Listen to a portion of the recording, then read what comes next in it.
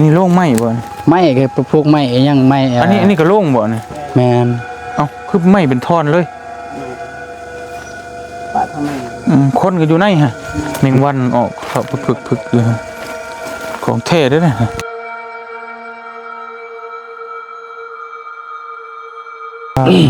คือตัวนี้กับบางเทือกับเลี้ยงกันเลยตัวนี้บางเทือกับมีเมียมีผัวบ่ลูกบ่จังซี่ก็ง่ายคือผัวตายก่อนเมียตายน้ำลังกับมาแล้วก็เลี้ยงกันเลยนะนี่ไม่ไหมเนาะเครื่องของมันกระถิ่มไม่ชิเลยพี่น้องเลยขึ้นสั้นไว้อยู่นะเนาะอันนั้นได้เป็นยังไงอันนั้นเขางัวเขาแบะลองเราประสบการณ์มาที่แบบผู้คนเมานะเขาญาบ่เราบ่เขาได้บ่อยู่นี่บ่ได้ติบ่อยากคักบ่ได้นะบ่ลายบ่ได้นะอยู่นี่บ่ลายบ่ได้นะมาเจอครับตอนกลับเมื่อบ้านบัดมอสิฮอดบ้านมอสิฮอดปราสาทฮอดปราสาทนะบ่ได้เห็นโล่งมันไล่มาแต่ถึงโล่งไหลเลยนะแม่น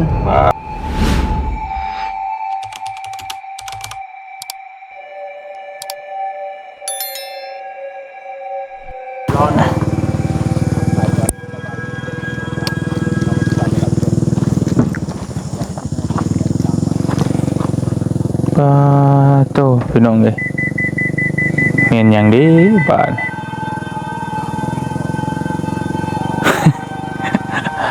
ลงมาข้าวนี่มีแต่เนี่ยแปลกๆพี่น้องอยู่บ้านโอ้ยโอ้3ลุงครอบครัวหนึ่งเลยเนี่ยเนาะเป็นกระดูกันทั้งสี่เลยนี่พี่น้องเอ้ยโอ้ยเนาะเอากับทักทายสบายดีพ่อแม่พี่น้องเบ้อสุขุสู่คนเด้อพี่น้องเด้อเพราะว่าอยู่ในและก็ต่างประเทศพี่น้องกันยินดีต้อนรับเข้าสู่ช่องบ่าวเตียงทองชาแนลคือเก่าพ่อแม่พี่น้องเอ้ยบ่าวเตียงทองบ้านนาช่องนี้เปิดคลิปมาวันนี้ก็โอ้จะพาเขามายังบ่าวนุ่งอยากเบิ่งเด้อันนี้บ่สบายดีเด้อบ่าวตูนบ่าวนุ่งของเท่เลยนี่นะของแท้พี่น้องปลาตัวยังไม่อยู่ปลาซ่าเลยที่บ่าวนุ่งถ่ายแหละไปเบิ่งในคลิปตาเบิ่งคลิปเต็มกับพุ่นแล้วคลิปบ่าวนุ่งสนบท2พุ่นจะเป็น2ตอนนั้นนะโดยแปลกที่สุดเดี๋ยวนะเนาะมาสบายดีเด้อสบายดีทั้งช่องบ่าวนุ่งแล้วก็บ่าวเจ็บมาสบายดีพี่น้องมาเบิ่งแนวแปลกๆพี่น้องก็ว่าFCว่าอยากให้มาผ่าตอนกลางคืนนี่ยอมเด้อบ่าวนุ่งอันนี้เป็นภาษาของชนเผ่ากาตู้พี่น้องมาพี่อันเบาตุนเราสิฮู้อยู่พี่น้องเลยอันนี้สบายดีโดยอันนี้คนพื้นที่พี่น้องกับเบาเจ็บนี่2คนในคนพื้นที่แล้วก็เพิ่นฮู้ดีเนาะภาษาแล้วก็ฮีดของเขาจับเป็นหยังเพิ่นจึงเฮ็ดแบบนี้ขอถามหน่อยกว่าตัวนี้บ่ก็เป็นแบบว่าเขานับถือแต่สมัยแต่พุ่นแหละแต่ปู่ตายายพุ่นแหละอ๋อก็คือสิว่าจังซี่ตัวนี้น่ะแม่นตัวเชื่อภาษาบ้านๆก็ตัวงามซั่นซะบ่แม่นตายโหงตายหยังอ่ะนะตายงามมันนี่น่ะตายเจ็บตายธรรมดาแม่นสายบ้านๆนั่นถ้าตายโหงตายนั่นน่ะเป็นเฮ็ดแบบใดนั่นตายโหงบางคนก็แบบทิ่มเลยตายวันใดก็ทิ่มวันนั้นเลยคือบ่สามารถเมื่อบ้านได้เฮ้ยสมมุติว่ายกตัวอย่างตกกุ้งไม่ตายทิ่มอยู่หั่นเลยถ้ามันขึ้นกับว่ามีเงื่อนไขในครอบครัวมันได้บ่สามารถกลับมาบ้านได้บ่ในครอบครัวคันบ่ได้ก็คือแบบทิ่มวันนั้นเลยคันทำได้ก็คือมางานอยู่หลังบ้านแต่คือจังซี่แหละบางงานแถวหลังบ้านจังซี่แล้วมันมีบ่ที่บ่ตายโหงนั่นแหละอย่าเอาถึงหลายเด้อพอเว้าไล่ก็บ่ได้เด้สุดเขานะเว้าไล่บ่ได้คือเว้าลงไปถ่ายคลิปมาแล้วอ่ะเขาเจ้ายังให้เฮาไปทำนะถ้าคนแก่เขาบ่อยากเว้าเพราะว่าบ่เว้าเกี่ยวกับตัวนี้นะเพราะมันจะเป็นฮีตของประเภทนี้เพิ่นเว้าลายกับพิษเนาะแต่ว่าอันตัวนี้นี่คือนี่โลกนึงจะมีคนนึงบ่เนี่ย แล้วเพิ่น ตั้งไว้ เพิ่นบ่ได้เผาอยู่พี่ บ่ได้เผาเลย โอ้มีแต่ปิดไว้แบบนี้เลยเนาะ เขาถือพี่เด้ แม่นเอาถือผีศาสนาผี ศาสนาพีอันนี้สาเหตุนี่เว้าได้บ่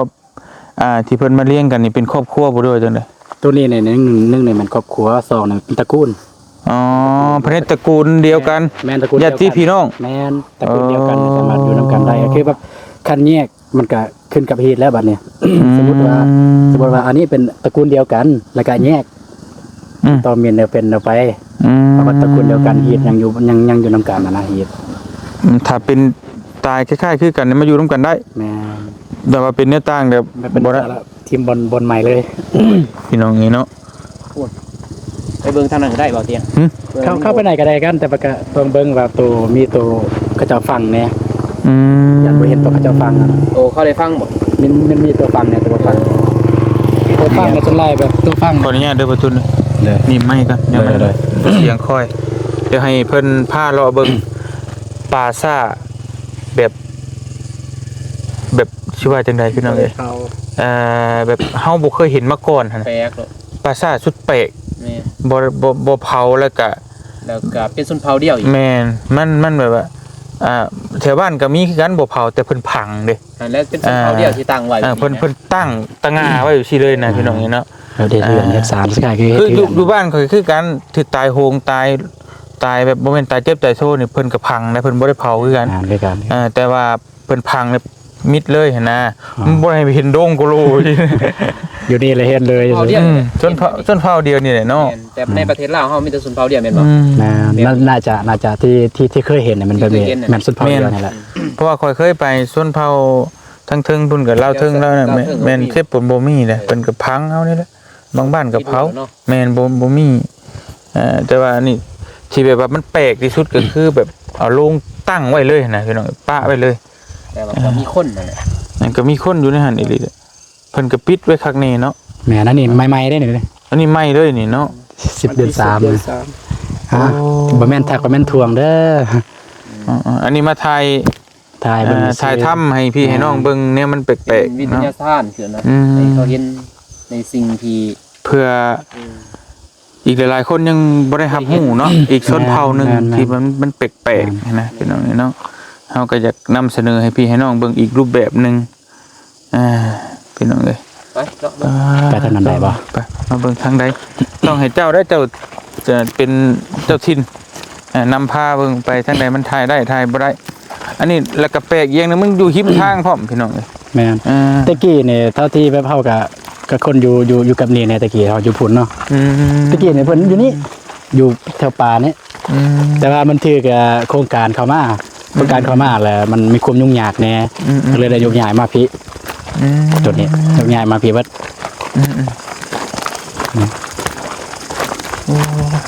เนาะ บอลหาโฮกก็มีเลย แต่ว่าคนอื่นหมดก็ขออนุญาตนะเด้อขออนุญาตเด้อบ่กล้าเด้อแต่ว่าอีจงแต่ว่าอีไว้แต่ว่าก็ไปเด้แต่ไปรบกวนในแปรแต่ว่าแฮแล้วไปถ่ายไปถอดซื่อขออนุญาตเด้อ ขออนุญาตถ่ายให้พี่ให้น้องเบิ่งนี่พี่น้องเนาะเป็นปราสาทที่บ่มีฝังเลยบ่ได้เผาอีกตั้งไว้แบบนี้เลย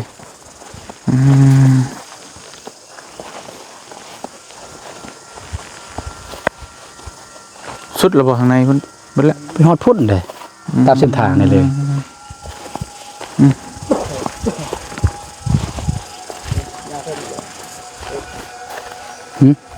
เขตนี่ปะ ไปตามทางนี่ก็ได้มั้ง ไปตามทางก็ได้แล้ว ทางไปตามทาง มีทางกัน จนเราเพิ่นสิว่าเขาก้าวกายร้าย ไปมาตาม ไป ทาง ตามทางนี้ เลาะตามทางนี่ก็ได้พี่น้องเลยพาพี่ไปของเลาะเบิ่งก่อนกลางคืนมีคนกล้ามาอยู่บน กลางคืนมีเลยแบบคือผู้เฒ่าผู้แก่เนี่ยเขาก็ดิคือเส้นทางนี่น่าจะแม่นแบบไปสวนบ่เส้นทางอันนี้ เป็นเรื่องเนี่ยเนาะ แม่น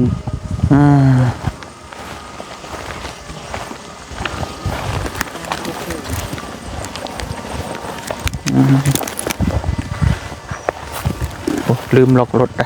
เนาะ ตัวนี้คือสิบ่แม่นละตัวนี้มัน ดินเผา ดินเขา ทางนั้นเป็นดิน จะมันเพิ่นสิปลูกกาแฟบ่บัดนี้แล้วเพิ่นสิปลูกเสาบ่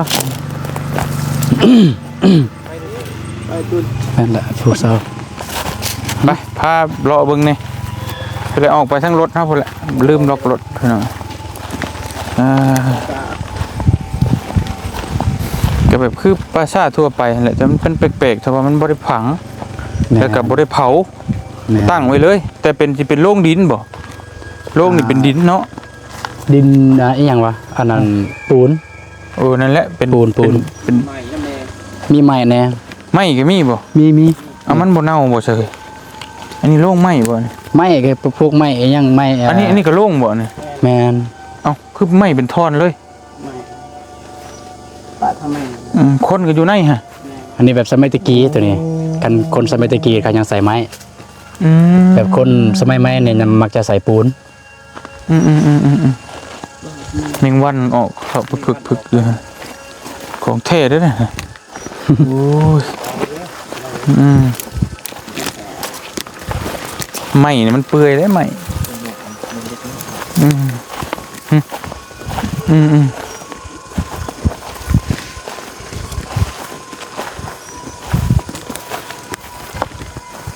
เป็นไหม้อะไรกันเนาะ อันนี้เป็นไม้ บ่ ลองไปถ่ายจำเบิ่งขออนุญาตเด้อ โอ้ยขออนุญาตเดี๋ยวมึงนี่เด้อมันก็เปิดแล้ว ไหม้มันหลายปีมันก็ต้องดอกต้องหยังไปเนาะตามกาลเวลาพี่น้องเลยแต่มันก็แปลกดีนะเนาะมันแปลกดีที่ว่าเฮา บ่เคยเห็นอันนี้ก็สอนกันอยู่หั่นน่ะ4คนเลยบ่นี่ นี่เด้อตัวสอนกัน พี่น้องเอ้ย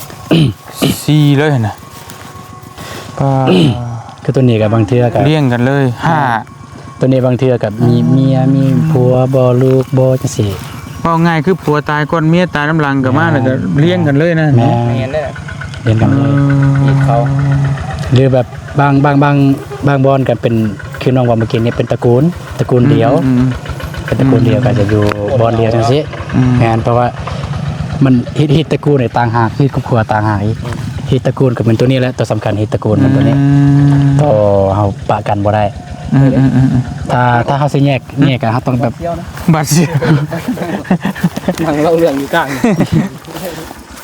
ประตูเราเกี่ยวกับประสบการณ์ที่เขาจะน้อยว่าผม เพราะคันเล่าอยู่ในแบบบริเวณจังซี่เนี่ยเราละเอียดได้เท่าที่ฮู้คือเราอยู่นี่แบบบางคำว่าเฮาบ่สามารถว่าออกมาได้อะนะ นี่ไม่ไหม้นี่เนาะเครื่องของมันกระถิ่มไม่ชิเลยเป็นยังไงขึ้นที่เห็ดนะนี่เนาะ ที่เขาเรียกเราเตี้ย ตั้งไว้เลยเลยพี่น้องเนาะเพิ่นคือบ่พังบ่เตียงงงว่าเพิ่นคือบ่พัง ขีดเขาดิ แม่นเป็นเหตุแต่อันนี้เฮาก็บ่สามารถอธิบายได้ ตัวนี้ว่าบ่ได้ คันมีผู้ใหญ่เนี่ยผู้ใหญ่อาจสิฮู้แต่ว่าเฮาเนี่ยคนรุ่นใหม่เฮาจะบ่ฮู้ คนลาวเขาจูดเด้ทางเฮาคือบ่ได้ ในบ้านเจ้าก็คือกันบ่เบาเจ็บ คือกัน แม่นคือกัน ท่านอยากไปทายกันได้กล่องกันเลยพาไปอีพีหน้า อีเหี้ย คือจังซี่มันมี บอกกันเลยเนี่ย มีเขาอีแดนมีเขางัวเขาควายนี่แหละ เขานะบ่ได้บ่เขาอ่ะ ได้สิเป็นหยัง มันสาเหตุที่มีเขามันเพราะหยัง คล้ายๆคือแบบแม่นคล้ายๆคือประดับประดาซั่นซะ ตกแต่งเอา แม่นตบแต่ง ป้าโทษสั้นไว้อยู่น่ะเนาะสิลายผ้าลายปีก็ย่าอยู่ในนี้บ่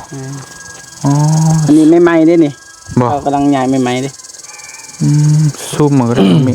มง10 ปีนะได้อยู่นี่ตัวนี้ 10 ปีได้เขตนี่10 แม่น ปี เพราะว่าแต่เก่าเนี่ยมันอยู่นี่อยู่บนเขตป่านะ 10 ปีบ่นี่นะ แม่นตัวนี้ประมาณ ขนาดว่า 10 10 ปีก็ยังหลายเนาะก็ตัว 100 ปีสิว่าจังได๋ เนาะ มีบนไหวบ่เนาะเขาก็เรียนเลยเรียน เพราะว่ามันแบบนี้มันบ่คือเฮา เขาฟังเขาเผา แม่น เขาเผาแล้วมันทับกันได้เลยก็ได้แต่แบบนี้มันขี่กันไปเรื่อย เรียนเลยนะ ๆเลี่ยนเลยแล้วแหละกองกันตึกหนึงพุ่นแล้วบาดน่ะเอาตระกูลใหญ่เนาะสมมุติว่าเนาะเฮาก็ต้องเรียงกันขึ้นเฮ็ดเป็นลายชั้นนะบัดนี้นะพี่น้องนะแปลกชุดละบ่เตียงไปมันหลายบ้านหลายเมืองหลายแขวงแต่บ่ เคยพอป่ะ บ่เคยอันนี้ก็แม่นบ่เลยบ่นี่สาเหตุที่มาตั้งไว้บ่สิมันโอ้พี่น้องเอ้ย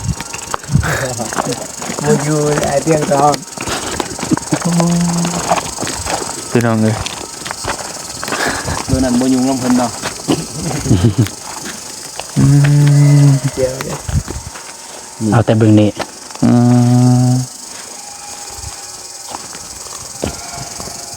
กูสุดๆเลยเนี่ย อันนั้นได้เป็นยังไงอันนั้น งัว เขางัว ห่วย ข้าวแบะข้าวงัว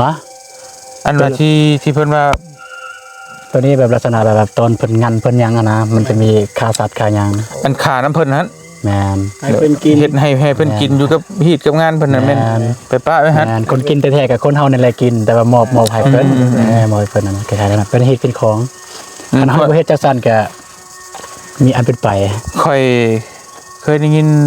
พอน้องเมฆเล่าให้ฟังแต่ก่อนนะคุยกับเราว่าถ้าสมมุติว่าคนนี่ตายแต่งัวเพิ่นมี5ตัวหรือควายมี10ตัวฆ่าให้เบิดเลยบ่ ตอนนั้นใน แบบนั้นอยู่บ่ ตอนนั้นตอนนั้นในกรณีว่าตายโหงเพิ่นจะขาดแบบนั้นคือกันเพราะว่าเขาต้องดับเลยคันเฮาบ่ตัดชีวิตคันเฮาบ่ตัดชีวิต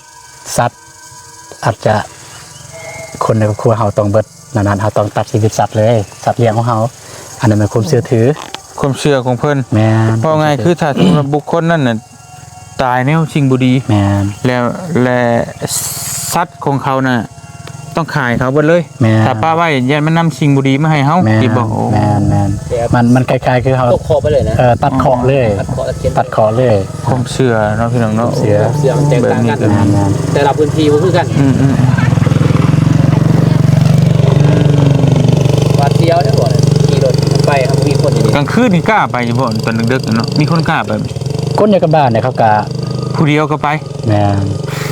เพราะว่าคน พื้นที่ได้ เพราะว่า5ป่าอยู่เขตนี่เลยอยู่หน้าเขื่อนเนี่ย5ป่าอยู่นี่ ลองเราประสบการณ์บางทีแบบผู้คนเมาอะนะเขายาง พอตอนนั้น เราอะ เราได้บ่ ได้ เราได้บ่อยู่นี่บ่ได้ติ บ่อยากคักปานใดนะ เราอยู่นี่เนาะ บ่เป็นหยังพี่น้อง แล้วเราไปทวงไปถามเขา บ่เป็นห เอามาแต่ ยัง มาเบิ่งซื่อๆ มีแต่ถ่ายให้เบิ่งก็ได้เอาตามที่เว้าได้เด้อ ไป อยู่ในรถเนี่ยอยากเล่าอยู่ ไปเว้าอยู่ในรถ กันเราอยู่นี่บ่อยากเสิร์ชอะไรเฮาพวกเราก็ บ่เหตุการณ์ เจอ กับเจ้าของนี่บ่ ก็ หรือว่าคนอื่น บ้าน แม่นคนอยู่ในบ้าน ว่าเจ็บกันให้ กับ เรา เจ้าของ เรา เคยเจอกับเจ้าของอย่างเคสนี้แหละ เคยเจอ เลยให้เราอยู่นี่เลยเหรอ เอาสดๆแล้วบ่ รถสุดเลยพักแบบตาถ่าย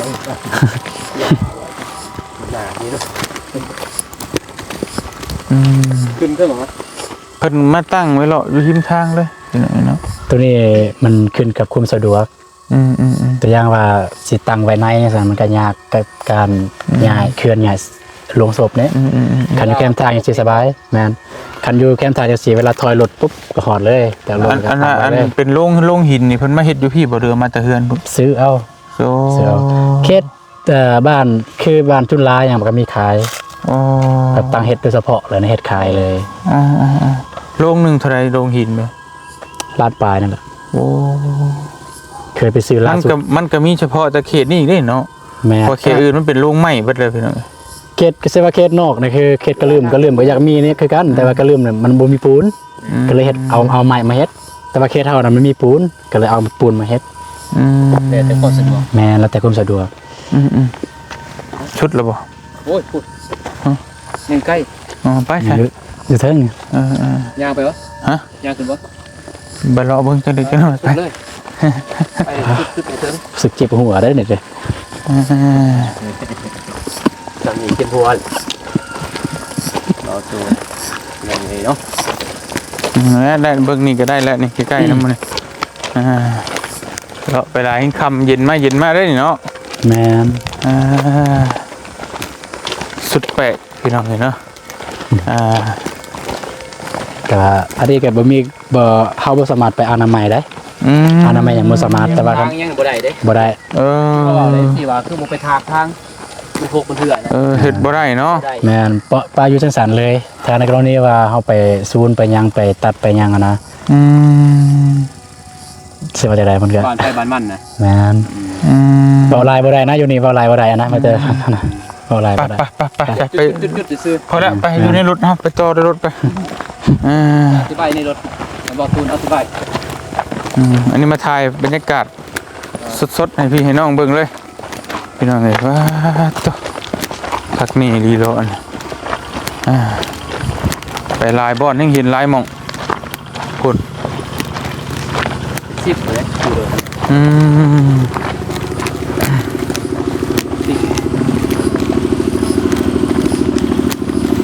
คักดีแปลกชุดละพี่น้องเอ้ยเคยเห็นจักเทื่อเห็นแต่ในคลิปบ่าวนุ่งร้อก็ลงโอ้ยมาใส่ดิมาสวนบ่โอ้ตาให้แห้งหลุดเดี๋ยวเนาะ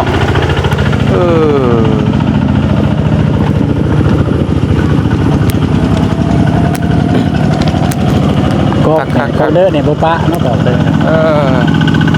บ๊ายบายโอ้โหบ๊ายบาย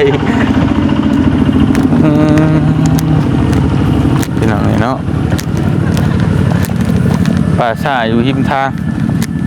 ตัวคนไปกลางดึกกลางดื่นนั่นแหล้วแบบนี้ บางคนนี่คือแบบผู้ใหญ่สิเวลาเขาผ่านจังซี่แต่ว่าสมมุติฝนตกก็ขออนุญาตเข้าไปอยู่ในเลยก็ได้ขออนุญาตเลยบางคนเนี่ยสมมุติว่าไปเล่นไปเที่ยวสิแต่ว่าสิกลับมือเฮือนบ้านบ่ได้แล้วซึ่งว่ามันเมาแฮงแล้วขออนุญาตไปนอนเลยไปนอนน้ำกันเลย แม่นขอนอนเลยขออนุญาตเด้ต้องคอเด้คันบ่คอก็คือเฮาคือเขานั่นแหละแบบแตกตื่นตกตื่นว่ามันยังว่านี่นั่นประมาณนั้นต้องขออนุญาตอันนี้มันจากประสบการณ์ที่เคยได้ยินตามผู้ใหญ่เพิ่นเคยเว้าว่าสามารถคอนอนนั่นน่ะสามารถคอนอนคอ เวลาเมาเวลาหยังล่ะวะ แม่น เวลาเมามาจากบ้านอื่นแล้วเมื่อฮอดบ้านบ่ไหวเลยมาขอนอนอยู่นี่ ได้ ได้กัน คอนอนเลยปั๊บคอเลย ว่าวนุ่ง ให้เพิ่นเบิ่งเฮาให้เพิ่นรักษาเฮานะ ก็ได้คือกัน แต่ว่าคันไปแล้ว บอกให้คุ้มครองเนาะ ให้คุ้มครองแต่ยังว่าฝนตกจังซี่ก็ขออนุญาตเข้าไปหลบฝนได้มันขึ้นกับใจเฮาอากาศหรือบ่ ไป เป็นจะได้ความรู้สึกเราเตียงทองมา ฮะมีแต่รู้สึกแปลกกันแล้วข่อย แปลกอยู่บ่ แปลกกันบ่เคยเห็น บ่ นะ ยานบ่ ข่อยบ่ย่านได้ มันก็ธรรมดาเนาะ มันเพราะว่าข่อยบ่ได้ลบหลู่บ่ได้หยังแต่ว่าเฮาก็แบบเฉยๆนะเพราะว่า สิ้นเนาะ เพราะว่าเรื่องความเชื่อเนี่ยว่าง่ายคือแต่ข่อยกับศาสนาพุทธเนาะนับถือศาสนาพุทธนี่คือพระสัมมาสัมพุทธเจ้าเพิ่นบอกว่าร่างกายแตกทำลายก็คือคนเฮาตายแล้วนะ แม่น ไปแล้ววิญญาณน่ะไปหาเกิดแล้วบ่ได้มีดอกอยู่นำมื้อนี้ ร่างกายเนาะ แม่นมีแต่นี่แหละกระทบเน่าๆหั่นแหละมีแต่กระดูกกระเดี่ยวมันมีเป็นธาตุดินซื่อถ้าเฮาเอาใส่ดินมันก็เปื่อยเป็นดินเบิดนั่นแหละแล้วมันก็เปื่อยไปแล้วก็เป็นขี้ดินเพราะว่ามันทับถมปัตตภีแบบนี้เนี่ยเฮาอยู่แบบนี้มาตั้งแต่ใดแล้ว โดย คือสังสารวัฏเวียนเกิดเวียนตายเกิดอยู่นี่มันนับปีบ่ได้ละ โดย เพราะฉะนั้นเนี่ยเฮาเหยียบไปทุกมื้อนี้ในพื้นดินนี่ก็แม่น แม่นหมด แม่นบัดที่เพิ่นเว้าหั่นนะผู้เพิ่นเห็นสังสารวัฏเวียนเกิดเวียนตายของสัตว์โลกเฮานี่นะพอมันถมไปเลยถมไปแล้วก็คนรุ่นใหม่เกิดมาก็ถมกันไปนี่มีแต่กองกระดูกเท่านั้นแหละ โดย แม่นบัดที่เพราะฉะนั้นมันก็เดี๋ยวก็เหยียบเฮาอีกเฮาก็ตายก็ลงนี้ไปเกิดใหม่มาแล้วก็เป็นแบบที่ประมาณนี้สังสารวัฏการเวียนเกิดเวียนตาย โดยเนาะพี่น้องเอ้ โดย ยเราน้องกับพามาเบิ่งเลย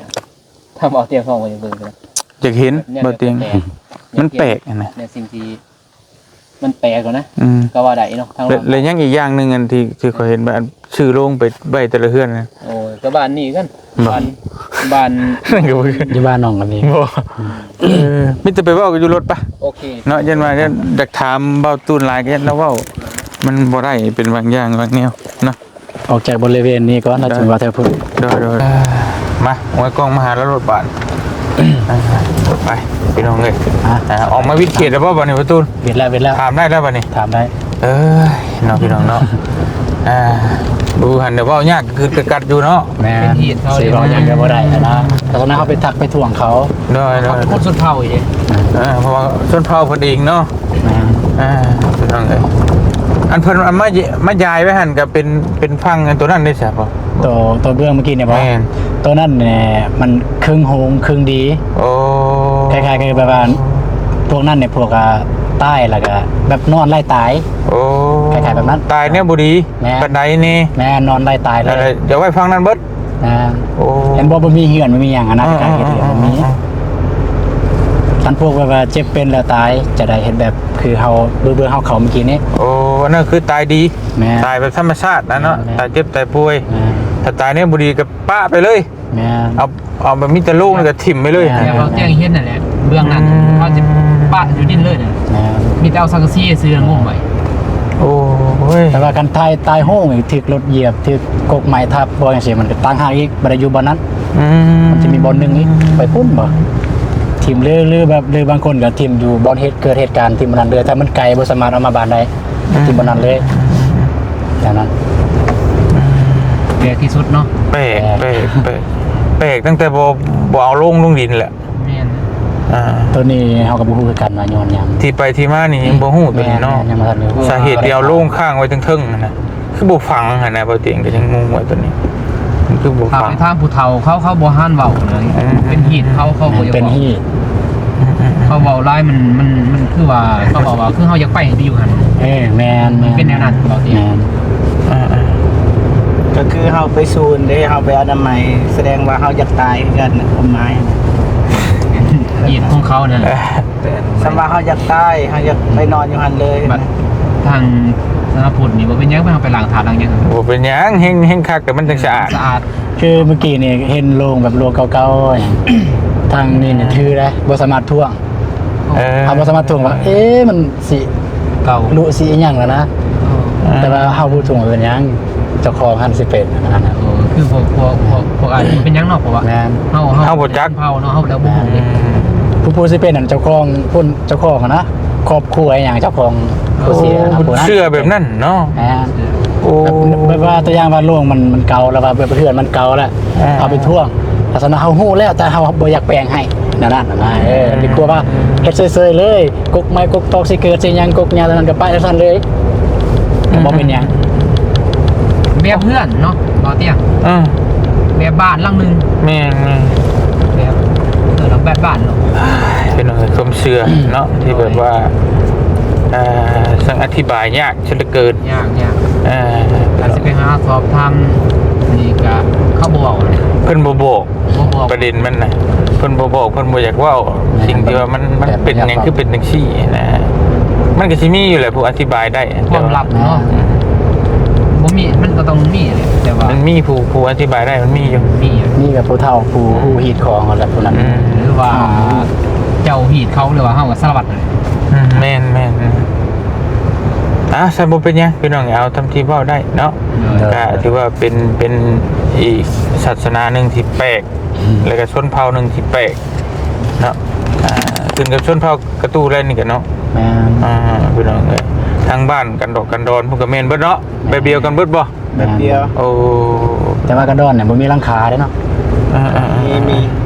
เขาได้เห็นคือกัน มีซะบ่ มีทำอานงเคยถาม นั่นเนาะเนี่ยครับบ้านแบงหันบ่มีหลังคาบ้านแบงบ่ เป็นนอนให้โหดกว่านี้ บ่ ตั้งยังเพื่อนก่อย โตติดกระโหลก แม่นอยู่ติดกะโหลพร้อมน่ะเนาะแม่นอยู่เห็นอยู่ มันขึ้นกับมันเขาเอิ้นว่าติดขึ้นกับสถานะ เอาอัน ครบครัว อันเจ้าเว้าด้วยอันที่ว่าเจ้าออกมาแล้วเจ้าเว้าบ่ได้เจ้าเว้าอยู่หั่นน่ะมันเป็นจังไดเจ้าเห็นหยังเป็นหยัง อ๋ออย่าหันบ่มันเคยมีประสบการณ์รุ่นอ้ายอะนะตะกี้เราเฮ็ดเวียกตะกี้มีโครงการไฟฟ้าเฮ็ดเขื่อนนะแล้วรุ่นอ้ายเราเฮ็ดเวียกนำบริษัท ร้อนหน่อย แม่นเรื่องร้อนเนี่ยประสบการณ์ของเราได้มีหมู่ผู้นึงไปลิ้นบ้านทองหวายไปลิ้นแล้วยางเนาะบ่มีรถยางเอายางเอาแล้วประมาณไปกินเหล้าไปกินเบียร์นี่แหละประมาณ 1-2 โมงกลางคืนก็เมื่อห้องแถวเมื่อห้องอะนะแต่ว่าพอดีอยู่บนโค้งบนไออวยรถเมื่อกี้เนาะบนไออวยรถเมื่อกี้เนี่ยวันนั้นเห็นกระปุกจะซีแล้วประมาณจังซี่แล้วกระปุกน้ำกระป๋องนั่นแหละไปเตะ เตะระทึกฝากเบิ่งความมือหันตัวน้องว่าวันตายดีแน่บ่แน่ตัวนั้นไปถึกบอลนั้นถึกโลงบ่ได้ ไก่มุ้งเหรอเนาะ แม่นมันเล่าย่างกายโล่งหันลมพัดแหงบาดเดียวแล้วมันมาปู้บาดเดียวเราก็ไปเลย ตายเลย บ่บัดนี้เราฮู้สึกบัดนี้เราฮู้สึกว่า เย็นๆใส่หัวบ่ เย็นคือคนมีทางหลังนะคือมีคนทางหลังนะอันนั้นเรารู้สึกเป็นประเดือนแจ้งเรารู้สึกเราก็ เดียวหลัง เลี้ยวหลังเจอเลยเจอผู้หญิงปะโตผมยาวแล้วก็ปะโตพอดีโมเฮ็ดหยังบ่ได้ก็แล่นพอดีเห็นเพียนน้ำแล้วก็เคลื่อนไหวคือกบแบบกระโดดจัดพอดีไปฮอดห้องปุ๊บมองอะไรแบบจะกินน้ำกันเมื่อยแล่นเมื่อยเนาะพอดีโมกับว่าทึกพี่ล็อกหมู่คู่อย่างแบบพวกทีมงานเขาบ่เสื้อแต่ว่าโมยอกแล้วโมก็นั่งนอนพอดีพี่นำเลยนำไปบีบคอเลยตอนเรานอนนะหรือเราก็ห้องแบบอู้อะห้องแบบเสียงแบบคือโกนคืออย่างแบบหายใจบ่ออกว่ามือได้ทุกหมู่เราคิดว่าเราโยกอีกตัวนั้นหมดแล้วมันประมาณ2นาที3นาทีเขาเริ่มเสือแล้วบัดนี้ไปปุ๊บไปดึงไปอย่างพอดีเราตื่นเราหายเลยหันเราแบบอีหยังว่าเราพี่มาบีบคอพวกเจ้าคือบ่ซอยก้อยว่าซั่นนะตอนนั้นที่ว่านั้น เสือเนาะ เสือแล้วก็อันนั้นอยู่ดอนทรายนี่ โปรดใส่วิจารณญาณพี่น้อง โปรดใช้วิจารณญาณในการรับฟังเด้อ มีได้ มีอีกเลย มีได้อีกเรา อยู่ดอนซามันเป็นอื่นดอนซาเนี่ยตะกี้ก็ได้ยินคนบ้านดอนซาเขาเอาเองพระเจ้าว่าขี่รถตะกี้มีรถจักรแล้วลงมาลินเขตสวายเนี่ยลงมาลินอันนี้ตอนกลับเมื่อบ้านบัดมอสิฮอดบ้านมอสิฮอดปราสาทฮอดปราสาทนะบ่ได้เห็นโล่งมันไล่มาแต่ถึง ลงไหลเลยน่ะ แม่นโล่งมันไล่ตัดหน้าเลยแล้วไปหยุดกลางทางเท่านั้น แต่มันไม่ดีบ่ลุง ก็ในสลับในสายตากระเจ้านั่นมันอีหลี โอ้แต่ว่าความจริงมันบ่แม่น แม่นเป็นภาพลวงตา นั่นดิ เห็นโล่งเลยโล่งมันไล่ลงมาเลย ร้อนนะ แม่นปฏิบัติขี้เลยขี้แบบบ่ได้อันนั้นได้ขี้เลยลีกโล่งฮั่นลีกโล่งพอดีมันเบิ่งอีกบ่เห็นเลยโล่งฮั่นนั่นอันนั้นมันเป็น บ่ได้เมายังติ บ่ได้เมาพวกนั้น จิตมันปรุงแต่ง เขาเห็นนํกันหลายคนซีเมนจิตปรุงแต่ง จิตปรุงแต่ง เตียงเรา ขึ้นลายเนาะ แหมถ้าเฮาคิดหลายมันสิฟุ้งซ่านเพิ่นเด้อจิตมันฟุ้งซ่าน ตัวนั้นเป็นตัวนั้นแต่ว่าตัวเขาเคยเจอแต่ตัวเดียวนั่นแหละผู้หญิงใส่เสื้อขาวมักลัดขี่รถ เอ้า คอขี่รถน้ อ่านบ่ ำแมนตัวอย่างว่าคอขี่แต่เทิงแต่น้องกันเนาะคอขี่มาลงอยู่เหมือนมาลงอยู่ปราสาทดอนสานี้มาเขาลงอยู่ฮั่นมอสิฮอดปราสาทแล้วเขาลงมาจอดอยู่นี่นะสิลงแง่บางคนก็บ่ได้ซายัง เว้าคักแน่นี่ อีหลีตัวนี้ตามได้ยินแบบว่า เว้าน้ำข้นน่ะ แมน เว้าขอขี่ลงนี่เลย แมนคอขี่รถแน่ แต่ว่าคนบ่แท็กซั่นน่ะ แม่น เว้าขนาดนั้น แต่ น่ะ ว่าบางคนในเจอนี้บนครัวเขาขับมาขับผ่านมาเมื่อกี้นี้ อ่า ครัวนะครัวตรงมาเมื่อกี้นี้บางคนในเจออยู่นี้ เจออยู่นี่เลยคอขี่รถน้ำแน่มันว่าสิฮอดภาษาบ้านน้ำสาแล้วคอลงบนนั้น โอ้ นั้นสันลายเป็นนะ แต่เฮาก็มีความว่าเฮาก็บ่ยังบ่ทันได้เจอด้วยตัวเองสิว่าเสื้อครับบ่อยากเสื้อแต่บ่แม่นว่าอยากเจอคนที่ เราต่อกันมาบ่เตียง ก็เราต่อกันมากคือไอ้อันนั้นเรา เพราะว่าเว้าขนาดนั้นมันก็ต้องเป็นคนนั่นแหละบ่เป็นผีแล้วเว้าน้ำกันขนาดนั้นน่ะ สิแม่นคน เนาะคอขี่ไปน้ำในลงหมดนี่เพราะว่า บัดลงแล้วก็บ่เห็นบ่ มันลงแล้วบ่เห็นนั่นน่ะ อันนี้เฮาก็บ่ฮู้เฮาบ่เห็นเนาะ ก็ตามเพิ่นว่าเนาะ ใส่วิจารณญาณพี่น้องเอ้ย โอเคพี่น้องเอ้ยบ่เป็นหยังเนาะนี่มาเบิ่งพี่บาทนี่ติดโปรดใช้เกียร์ต่ำเพิ่นว่า อันนี้ชมวิวได้นี่เลยจุดชมวิว วิวงามบ่ได้ใช่น่ะตัวนี้บ่ อยู่เทิงนี่มี โอ้ กิน คัก คันบ่มีควันจังซี่บ่มีเมฆจังซี่บ่มีควันหมอกไปหยังเห็นเสาหังกันลมแต่นี่เป็นอยู่จึงเห็นเลยแต่นี่ คักวิวชื่อสัตว์งาม ไม่เบิดมูจูด แน่โซนนี้เนี่ย บ่อยากงามประจำฝนนี่งามต่างประเทศนี่เต็ม บ่ แม่น โอ้มันงามเป็นได้เอาโดรนบินเบิ่งเสียนี่คักดี นะ แต่มันบ่ได้แล้วเว้ยมันควันบ่งาม แม่ยามอันนี้เขาจูดมันใหม่ คักดีเหรอ ตอนเว้นเห็น วิวทิวทัศน์ได้เรื่องเลยแหละอ๋อโอ้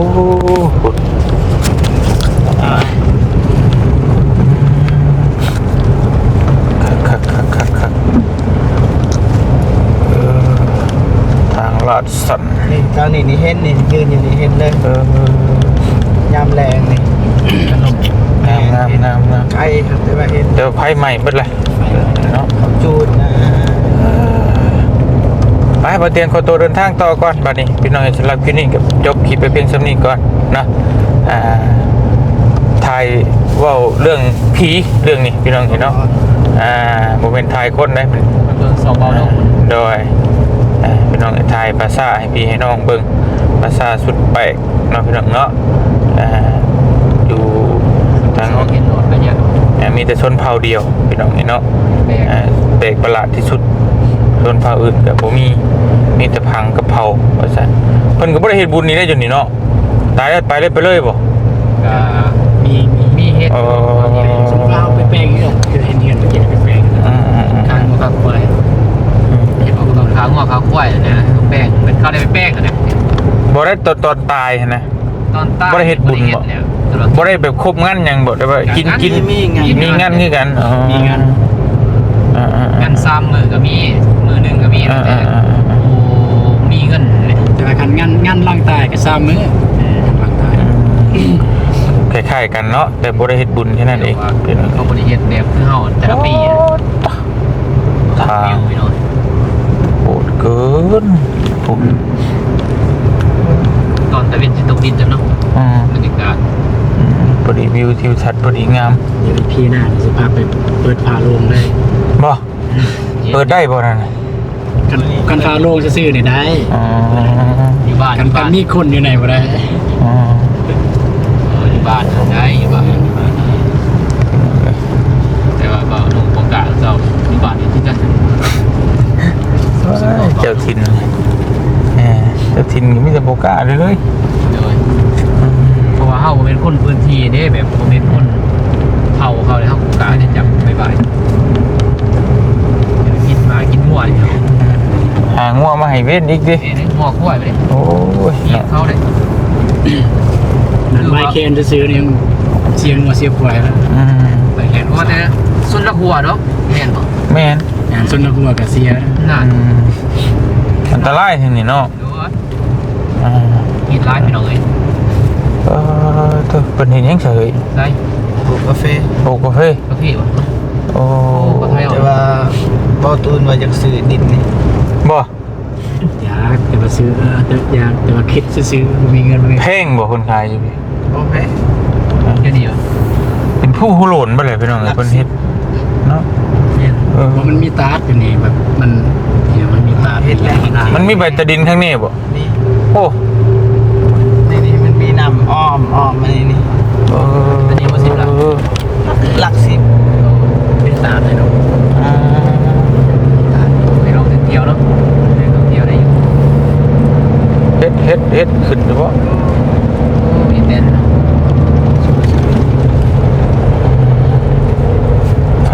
ไปหาเลยบ่